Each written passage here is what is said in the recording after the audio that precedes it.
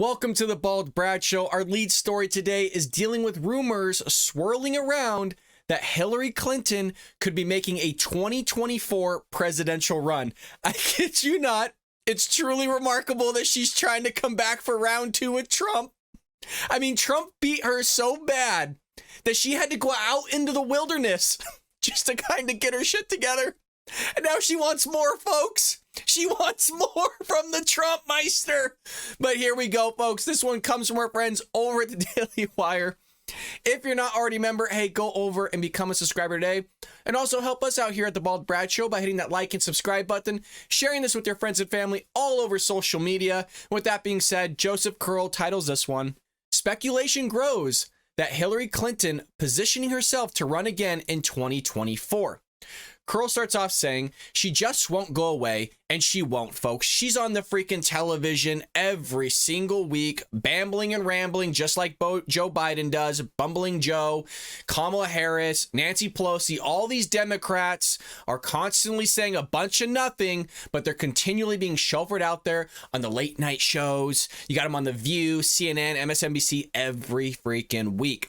Speculation is running hot that Hillary Clinton, a spring chicken at a 74 compared to 79-year-old President Joe Biden, is maneuvering to run for president again in 2024. Now, even though Joe Biden's 79, folks, he walks and talks like he's 104. The man looks like a mummy. I mean, the fact that he is walking around and is somewhat coherent is truly remarkable based on how he's been fumbling every freaking day. And now you got Hillary Clinton. She ain't that much better, folks. Do you remember her passing out, always going coughing all the time, on camera, off camera, fainting and having to be picked up and chauffeured into a van during the presidential run with Trump? It's truly remarkable. She's not going to be any better. She's going to seizure up on camera or doing some sort of thing. We can't vote her in. Nor would we, right? Especially as Republicans and conservatives. But the Democrats can't put her in. No way in hell. But that's all they got, folks. After Joe Biden, they don't have anybody else. Clinton's it. That's their last hope. That's their last hurrah. The Hail Mary throw. This is all they got, folks. Just this past Sunday, Clinton warned that former President Donald Trump is planning to run again. Woo, shock. Shock that Trump might run again. Sound the alarms. Notify the newspapers, folks. Claiming there would be a catastrophic consequences for America if he wins. Catastrophic in a good way, because look at where we are now, Hillary. We're in shambles. Places still aren't opening up. California wants to put another indoor mask mandate. You got the Omicron variant or whatever the hell it's called being pushed out there. Joe Biden's fear mongering whenever he can actually get a coherent sentence out of his damn mouth. All this stuff's going on. You got supply chain issues. They want to increase taxes. This build back better infrastructure, all quotes, because it ain't building anything back better. All we are is running up more of the debt. So, you know what? A catastrophic consequence in a positive direction, having Trump or DeSantis in office is going to make things all better. Quote, "I think that could be the end of our democracy." She's still with her crazy shenanigans. That's going to be the end of our democracy. Come on. This stupid stuff the left says, it's going to be the end of the world. We're all going to die. Right? All this silliness. I mean, it's comedic if you think about it. It really is comedic.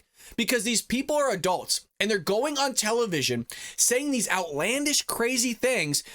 And the other end of it is that there's people watching television going, oh my God, if we get Trump in, oh my God, what are we going to do? It's going to be the end of the world. It's going to be the end of democracy. All this stuff. It's like, folks, calm down. Calm down. And I'll share a story real quick. When I was doing my master's degree at USC and Trump was elected in office, it was pretty much all women in my class. There was a couple men.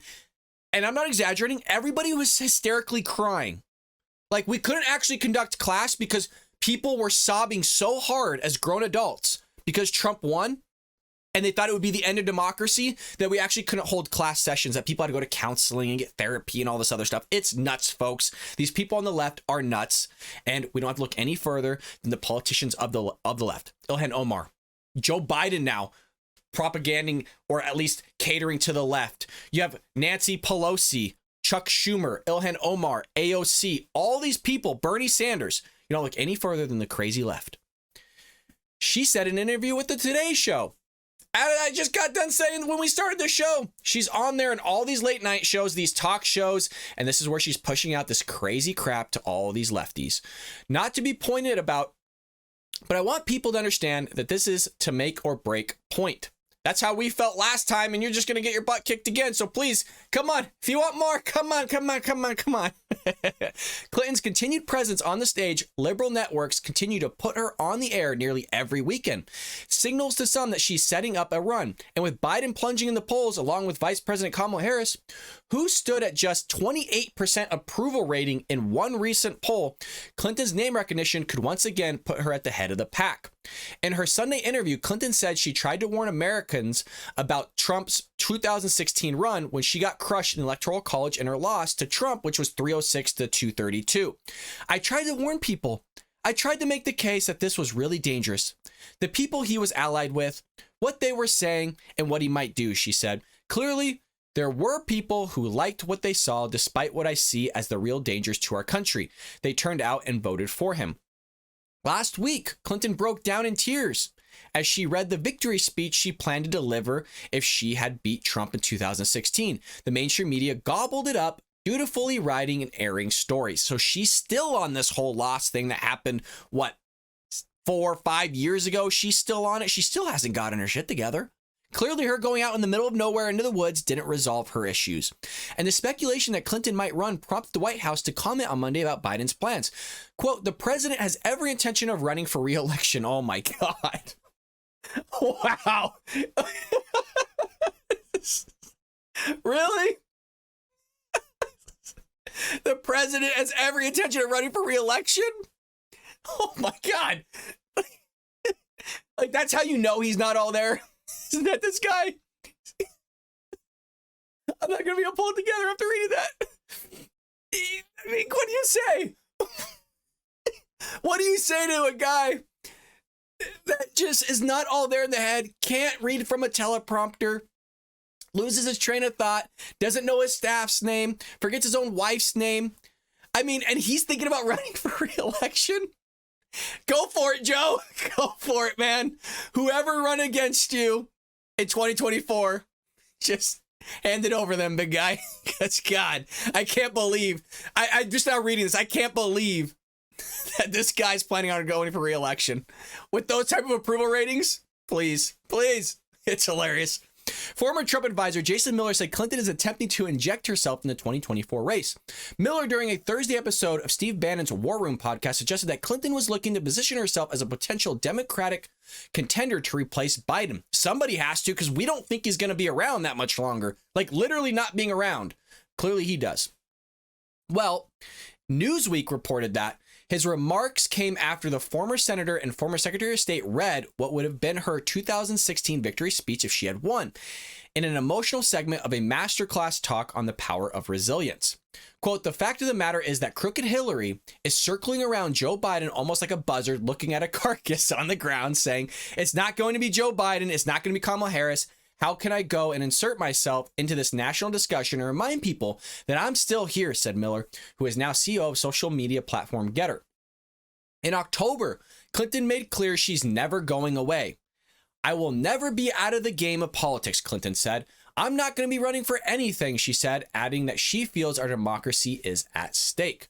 So there you have it, folks. Hillary Clinton is injecting herself now into the national discussion about whatever. Clearly her 2016 victory speech that she never got to put out there, but waited now 5 or 6 years to now spiel it out as if anybody wanted to hear it, as if anybody's asking for Hillary Clinton on either side of the aisle to make herself known. And then you got Joe Biden saying he's going to run for re-election. It's too good. What a time to be alive in politics. Are you not as energetic and as happy as I am knowing that this is the bench? This is the benchmark for the Democratic Party. Joe Biden, Kamala Harris, and Hillary Clinton. This is all they have. This is the bench, folks. It ain't deep. It's not like us with Trump, DeSantis, right? Heck, you could throw Trey Gowdy in the mix, Jason Chaffetz. And the list just keeps going and going. You got Nikki Haley. I mean, you got the former press secretary, Sarah Huckabee Sanders, as a potential candidate as well, if you really like her. Ted Cruz, Tim Scott. Tom Cotton. I mean, the list just keeps going. The Republican bench is deep, folks. But there you have it. This is all the Democrats have. And let's hope that they chauffeur out these knuckleheads that don't know anything, right? With their walkers and their dentures. Let's hope that they throw these people out there, because it's going to be an easy run then for Republicans, because the Democrats don't have a platform. They have nothing to run on. Their approval ratings suck. Nobody likes Hillary Clinton. Nobody likes Joe Biden, whatever you want to call him, Bumbling Joe. And nobody likes Kamala Harris either, folks. With that being said, again, folks, make sure you like and subscribe to this video, share with your friends and family all over social media. And folks, I will see you next time here on The Bald Brad Show.